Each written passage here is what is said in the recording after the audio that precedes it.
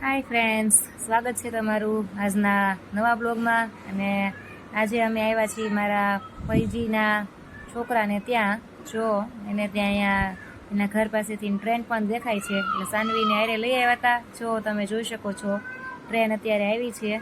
સાનવીને કહું છું આમાં હાઈ કરી દે, એ હાઈ કરે છે.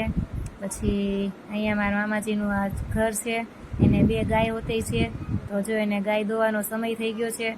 તુષારને મેં કીધું ચાલો આજે આપણા દર્શક મિત્રોને આપણે બતાવીએ કે અહીંયા સુરતમાં પણ લોકો ગાય પાળે છે અને ગાયને દોવાનો સમય થઈ ગયો છે. એટલે મારા મામાજી છે એ આ ગાયને દોવે છે.